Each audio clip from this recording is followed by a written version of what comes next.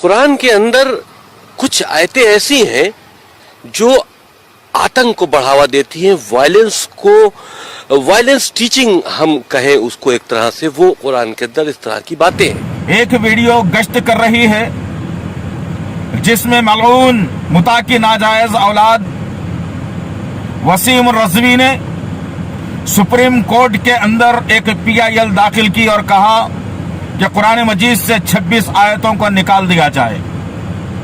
इंशाअल्लाह अज़ीज़ान मोहतरम मिल्लत इस्लामिया, ये काम अल्लाह की अदालत में होने वाला है और इसलिए कह रहा हूं कि मलऊन वसीम रज़वी इतना तो समझ ले कि तो अल्लाह के गैज़ो गज़ब का शिकार हो चुका है।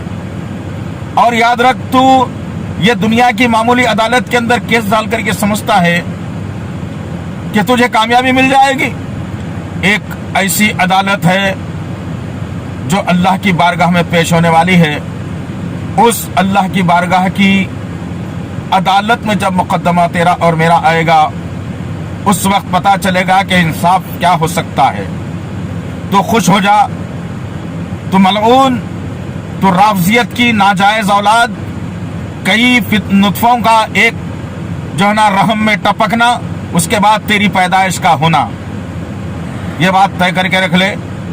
और याद रखना, तू क्या, ये दुनिया की कोई अदालत क्या, हमें हमारे मुल्क की अदालतों पर भरोसा है अल्हम्दुलिल्लाह।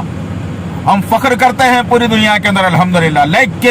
लेकिन याद रखना कि ये जो तूने सवाल उठाया है कि कुरान से आयतों का मेड़ देना चाहिए, निकाल देना चाहिए, जिससे दहशतगर्द होती है, और तूने क्या कहा कि खलीफाओं ने अपनी मर्जी से दाखिल किया है। अरे नौज़ बिल्लाह मिन ज़ालिक, याज़ बिल्लाह।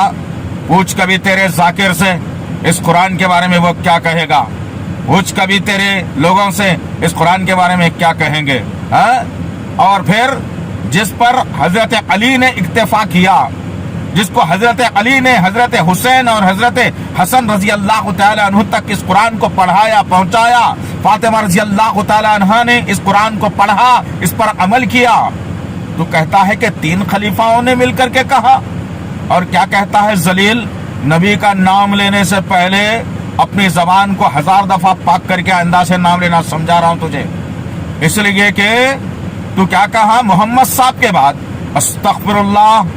अरे वो नाजायज औलाद, अपनी जबान को लगाम में रख। अभी नबी के चाहने वाले सरजमीन पर जिंदा हैं, अभी नबी के मानने वाले नबी सरजमीन पर जिंदा हैं। आइंदा से और अगर बात करेगा तो फिर याद रखना। बस ये पैगाम वसीम रज़वी के लिए है। बस मैं इसी बात पर इक्तफा करता हूँ कि अल्लाह इस मलून को हलाक और बर्बाद कर दे, आमीन।